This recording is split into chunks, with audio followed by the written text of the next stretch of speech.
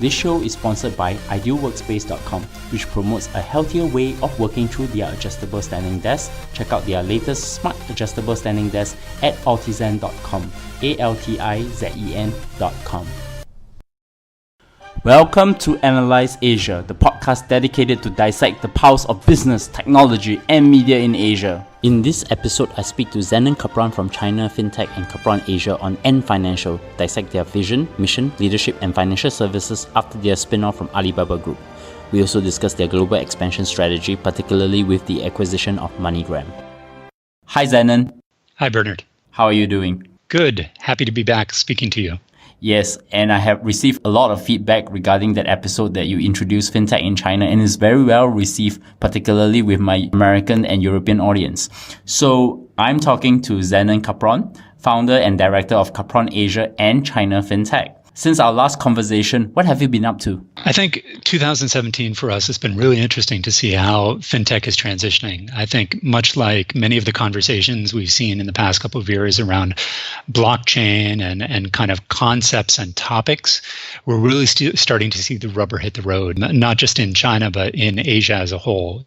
I think the hype cycle around FinTech has shifted to the next level, or the next part of the cycle where companies need to get a little bit more serious about what they're doing. And so that's really the transition that we've seen. And that's been kind of reflected in our business as well. I mean, we're seeing a lot of interest from traditional technology providers that FinTech has spurred them to be more competitive and more proactive. So we're seeing them invest more in the market in Asia and China specifically as well. What are the most interesting trends you have seen with regards to the FinTech in the first quarter? I mean, are there like new kinds of FinTech companies that emerge within China that is becoming more and more interesting? I think it's really a continued establishment of the market leaders. So, I mean, obviously, Alipay and WeChat Pay continue to grow, Ant Financial, which we'll talk about later. As mobile payment acceptance increases here in China, it's very rare that you go to a offline merchant that doesn't accept some form of QR payments, whether that be with WeChat or Alipay.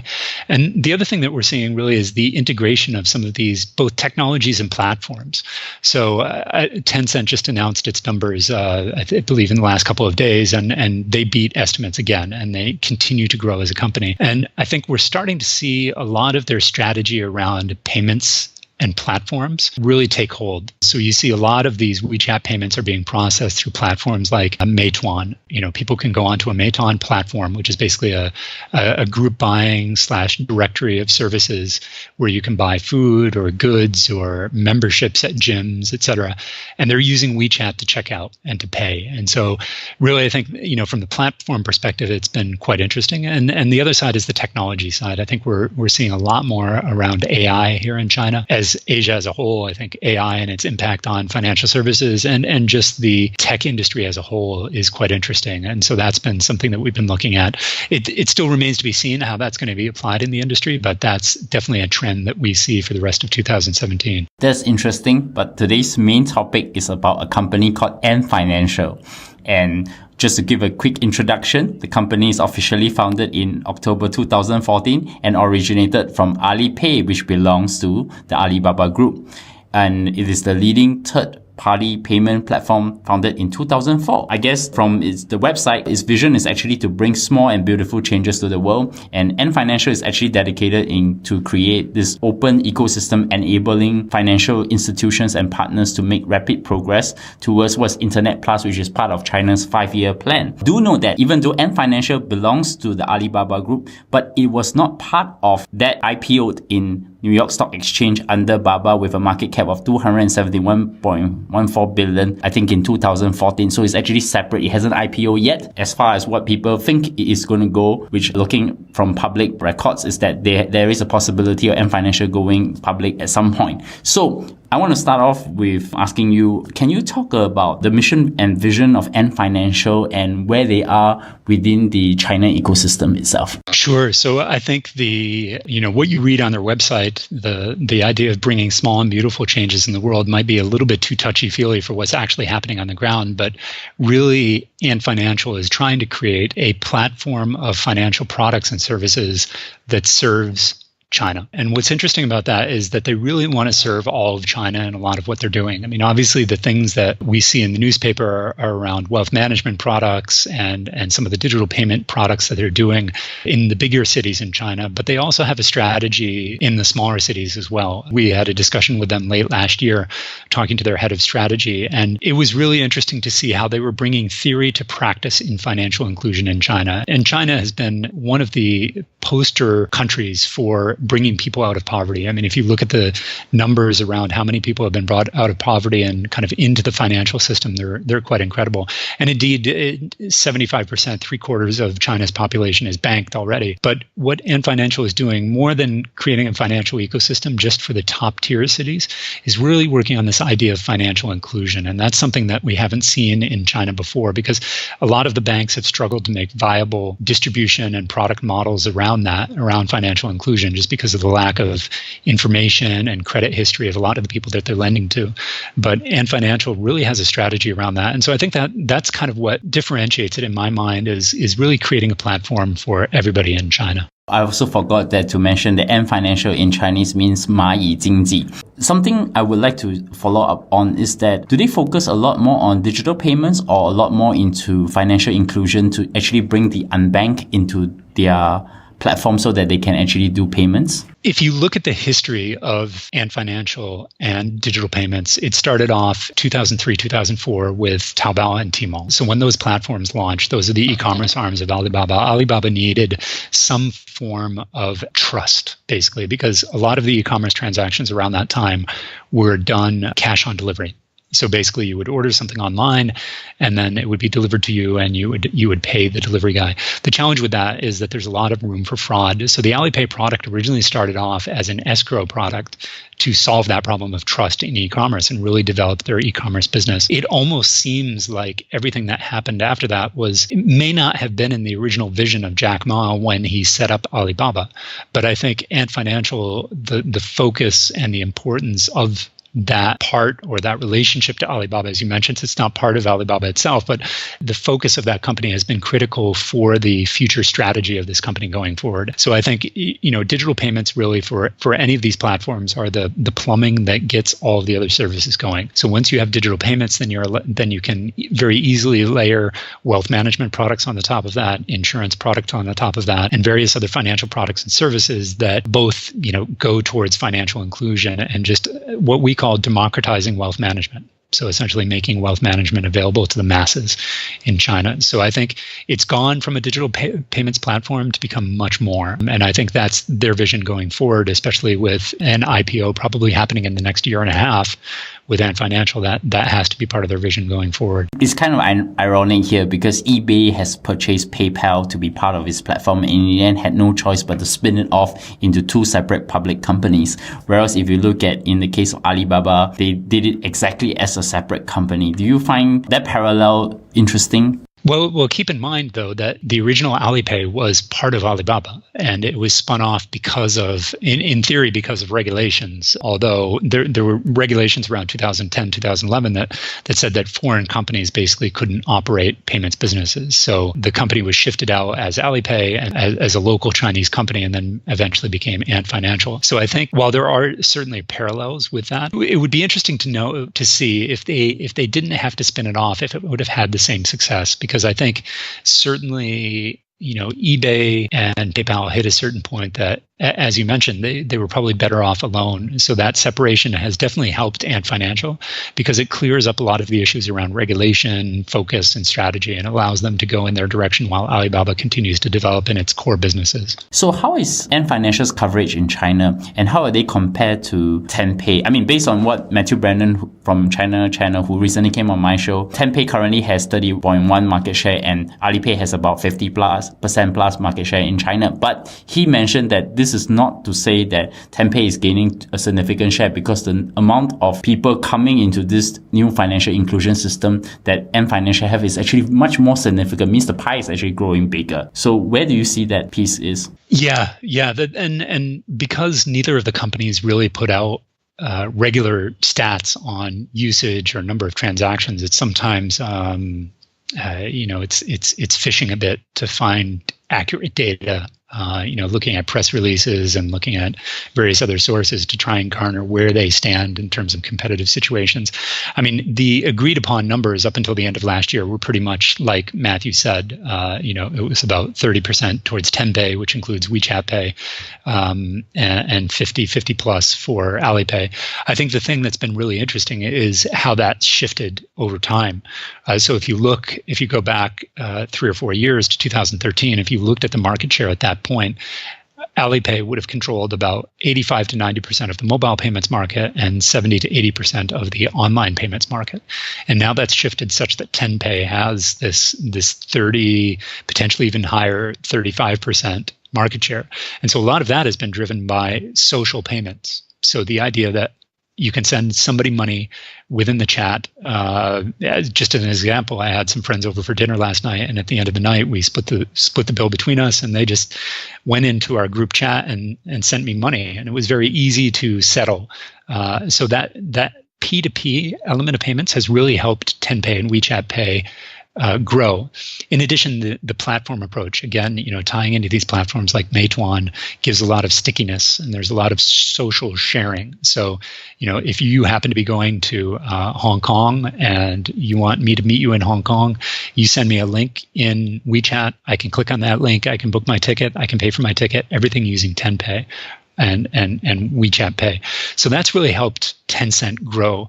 But at the same time, as you rightly pointed out, this idea around financial inclusion has been really a focus for Alipay. And I think that's one of the bigger differences between the companies and their strategy going forward. And Tencent has this very much platform approach where it's using payments to enable the plumbing behind all its other products and services that don't tend to be too financially inclusion focused, whereas Alipay is a lot more financial inclusion focused in a lot of products and services. So as they bring that next 100 million people online and get them banked, it's quite impactful, certainly on their numbers as well. So both of those are making the market incredibly competitive, not just in first tier cities, but as you get out into second and third tier cities as well. I was impressed by the fact when I was in Hangzhou that almost everywhere I go accepts Alipay, even down to the micro businesses as well.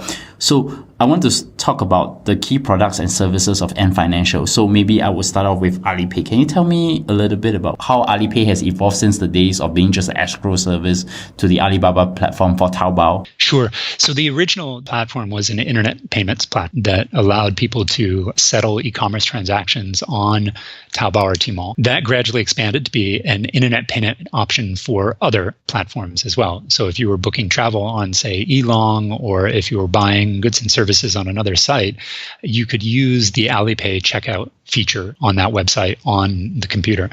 Gradually, Alipay, I guess at the time it would have been Alibaba, created a mobile wallet version, so a mobile app specifically around Alipay. And since then, the functionality has really grown on the app. I mean, within the Alipay app itself, you can buy movie tickets, you can book taxis, you can obviously pay for goods and services, you can send money to friends, pay for utilities, mobile phone, any number of things within that platform. So it's really become, for many people, in terms of their financial lives anyways, the one-stop shop for functionality. So Alipay, still fundamentally at its base is this digital payments platform offering both internet and mobile payments. But over the past couple of years has become much more, as it's become more of a digital payments platform rather than a digital payments product. Of course, the other product that I remember you mentioned in our last podcast episode is Sesame Credit. So can you talk about that product itself? Yeah, so one of the challenges in China is that the lack of a centralized credit database or a complete centralized credit database. So as of last year, we heard some stats that about half of China's population has credit information stored with the PBOC, so the People's Bank of China or the Central Bank of China. So that's half the population has a record in their credit database. And then of that half, only a half of that half, so a quarter of the entire population, actually has transactions behind their name. So if you think about when you're using a credit card in Singapore or when I use a credit card in the United States, all of those transactions form part of my credit history and go into one of 3 or 4 centralized credit databases. And so nearly the population in the United States, more than 90% have some kind of credit record that companies can make decisions off of. But in China, that's not the case, at least from the government side. So the government a couple of years ago selected 8 technology companies to create credit rating platforms, basically to use their data and their information, their know-how to help rate individuals and small, medium businesses to help them obtain credit. And for many of these companies, it's quite a challenge because a lot of the large banks are focused on state-owned enterprises. So you have these small, medium enterprises and the individuals that are often starved of capital. So basically, Sesame Credit is Ant Financial's credit platform. And so using a large number of data sources, they bring together information to give you a credit score, kind of very similar to a FICO score that you would get in other markets. So 600, 700, 800. And one of the interesting things is in Hangzhou, you mentioned Hangzhou when you were there and everybody accepting Alipay. In Hangzhou, you can actually, based on your credit score, you can borrow an umbrella. So at the Hangzhou train station, there's a stand, and if your credit score is good enough, you can scan a QR code, and it will release an umbrella for you to borrow. Now, that's kind of a trivial example, but the more important examples are actually making decisions on lending. So again, when you get into some of these financially excluded areas where banking isn't so prevalent, people may be what's called thin file, or basically not have a lot of credit history behind their name. But Sesame Credit allows Ant Financial and other providers who subscribe and buy the Sesame Credit data to get a reasonable picture about the credit of an individual. And that product has been, although there's been some questions about how accurate the credit data is that they're collecting, that's been a very successful product for Ant Financial. And it enables them to add a lot of other products and services around that, which is part of their kind of longer term strategy, certainly. It's almost as if Sesame Credit is kind of like a credit bureau that actually knows similar to, as you mentioned, the FICO score in the US, but a much more accurate because they look at their transactions, financial transactions daily. How about MyBank then? Yeah, so MyBank was a number of years ago, the Chinese government decided that they were going to allow private banks to set up. And so what do we mean by private bank? Well, in China, all of the banks, excluding the foreign banks, but all of the domestic banks were somewhat state-owned. Even after they were listing, ICBC is 7 or 8% state-owned. The big banks had some element of state ownership. So the government decided that they were going to allow completely private banks to set up. And so MyBank was Ant Financial's foray into that market. So it's a largely digital private bank, insofar that it's completely privately owned and there's no government ownership in the bank itself. And it predominantly offers lending services to small, medium enterprises and individuals. So again, you can kind of see how this all starts to fit together now. You've got the payments platform in Alipay, you've got the credit rating with Sesame Credit, and now you have this MyBank that's enabling the lending. And so it's actually lending out. MyBank is taking deposits not only from its own individuals, but it also securitizes some of these loans out to the other banks. So as an example, MyBank may get a request for 3 million renminbi loan. As an example, most of the loans tend to be smaller size. I think the average is about 30,000. But say if they get a large loan and they don't necessarily want to handle it themselves, they can syndicate it out to banks, and the banks can package it as wealth management products. So it's not just a bank in the strict sense, but it's also a source of lending and borrowing for other organizations within the financial industry in China. So it's quite interesting. But that being said, these private banks have not made a lot of traction. If you look at their balance sheets, I believe the combined balance sheets of all the private banks in China is, I think, about 40 billion at the moment. If you look at the balance sheet of a ICBC as an example, it's several trillion. So the scale of these smaller banks is quite limited so far, but it's really interesting, and it'll be curious to see how this develops over the next few years. It's interesting because it seems that MyBank is a form of kind of trying to do digitization of securitization in a way. Exactly. Yes. I forgot to put one more product in, is Yuebao. That's from Ant Financial as well, right? Yeah, so that product evolved quite interestingly. So what Alipay and Alibaba started to notice was that a lot of people were leaving money on their Alipay wallet. And when you can use the money for many different things, both online transactions and offline transactions, there's always going to be a little bit of money that you may forget about and leave on your wallet. And so what Alipay did was set up a platform called Yuebao, which actually, when translated, means leftover treasure. And it basically allowed people with very small amounts of money to invest in wealth management products. So if you look at the history of wealth management products in China, to buy something, even what would be considered a time deposit or a simple money market fund, would require at least 1,000 renminbi minimum investment. But with Yuebao, it allowed people with as little as 1 renminbi to invest. And when it was first launched, the products were largely based off of interbank lending.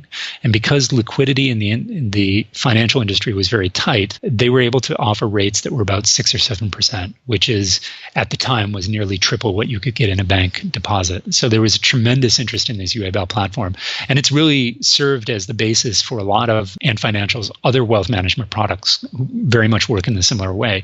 Within your Alipay wallet, you can invest directly into money market funds or stock index funds or any number of other financial products on there. So it's become a key part of their financial product offering as well. I thought I should actually find out who are the key people in the executive leadership team in Ant Financial. Yes, as you mentioned before, and we talked about, Ant Financial was spun off from Alibaba. And so, the management team there is all industry veterans that have a very big focus on the financial industry. So their executive, their chairperson is a woman named Lucy Peng, and she's the executive chair. And then the CEO is a gentleman named Eric Jing. And so they kind of drive the management and the leadership at there. Another key person in the organization is Chen Long, who's their chief strategy officer. And we had the opportunity to meet him, and he's a very, very smart, well-educated person with incredibly interesting views on the impact that Ant Financial can have on financial inclusion. And so really in our thinking, he's been a key part of that push towards financial inclusion.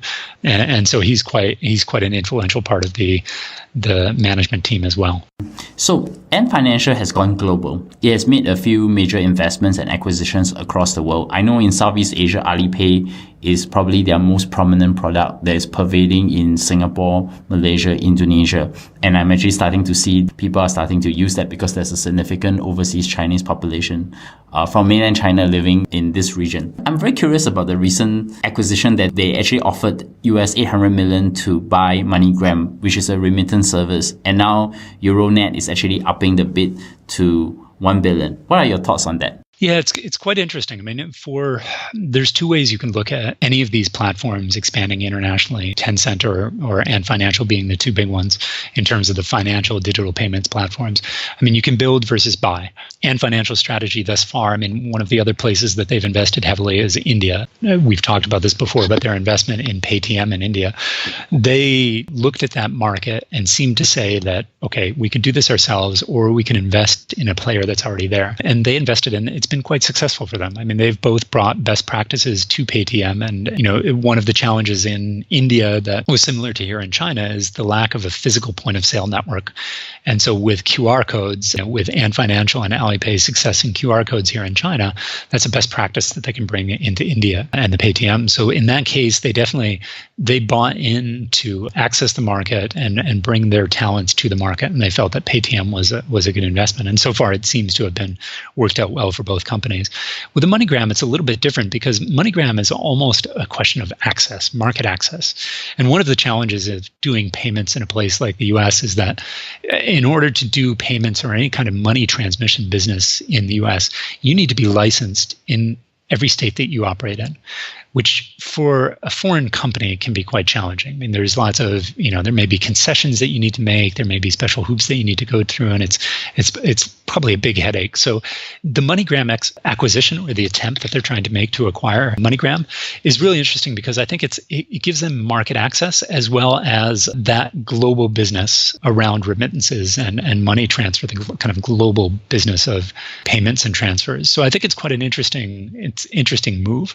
I don't know if the numbers make sense behind it, but certainly the strategy behind it makes sense because it's a market access play, and it gives them access to a whole new set of customers, a whole new set of markets, which could play out quite interestingly for them. It's interesting you mentioned Paytm in India. They have actually invested about 680 million in the company, and now they have about 40% stake. And actually Jack Ma sits on the board. One interesting thing was during the recent demonetization event, which I covered in one of my recent episodes, is that actually Paytm doubled the number of users from 100 million to 200 million users because of demonetization. So that there is actually a growth stage up there. Do you foresee that this will be the same if they want to go to somewhere like Brazil or other forms of emerging economies? Instead of trying to build, they buy into those companies similar to that? I think it makes a lot of sense for them. You know, we've seen challenges. I mean, Tencent most famously went into Thailand last year. I think it was last year or at the end of 2015, and they ran into trouble with the regulators around their WeChat Pay products. And I think that's an example of one of the challenges of the build approach, is because you have to deal with regulations yourselves and you're kind of starting from scratch. So for this go big strategy that Ant Financial seems to have about growing globally and creating this platform for many different countries, not just China, I think we'll see a lot more acquisitions in the future,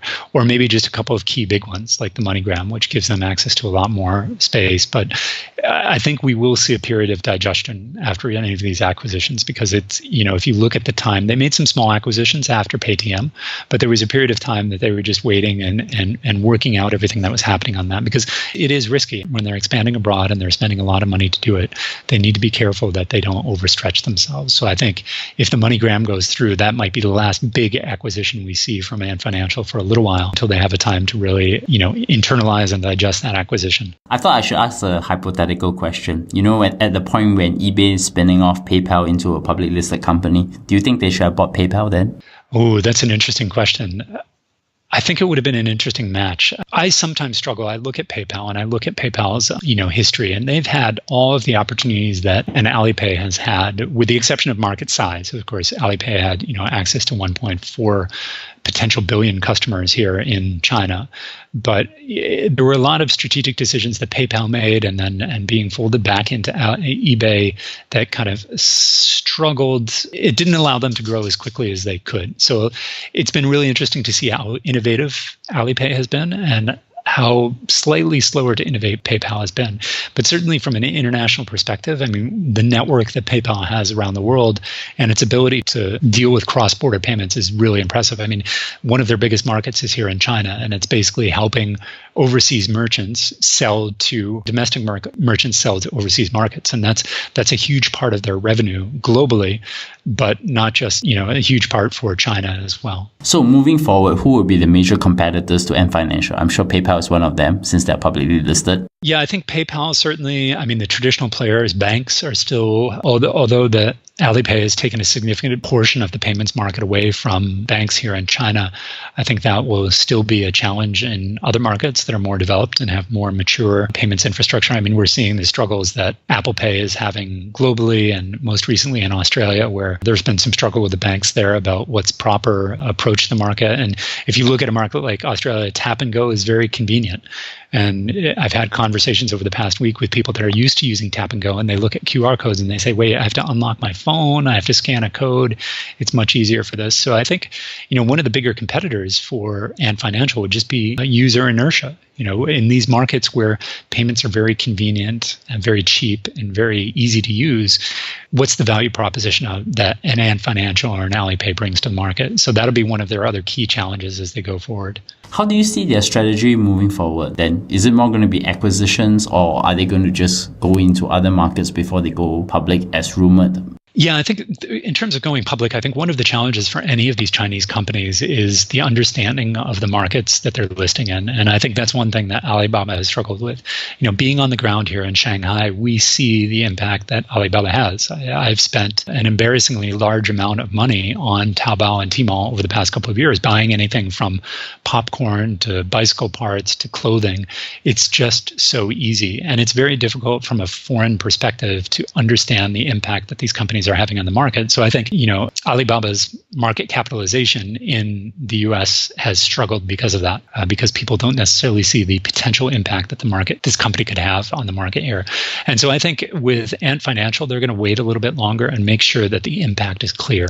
And, you know, the best way to get visibility is to be in that market. So if they can go forward on MoneyGram and they can bring digital payments to a market like the US, that'll be really interesting. And then people will sit up and take notice. And then it's a little bit easier to to get a better valuation on your IPO. So that could be part of their strategy. But clearly, the go global on the Ant Financial side of the business is a key part of their strategy going forward. And we're seeing that, more and more with the staff that they have in various different regions, the teams that they've set up in Europe and in the US and everywhere else, and then the acquisitions that they're making. It's clear that they want to go global and very quickly. Zenon, it's always a pleasure to speak to you, and thank you for helping us to shed a light on Ant Financial, one of the probably biggest financial institutions in China, but maybe global-wise as well. Help my audience. How do they find you? Yeah, so our company website is Capron Asia, KAPRON Asia.com. And so you can reach me on Twitter. We're also at Capron Asia. And also China FinTech as well? Yes, at China FinTech.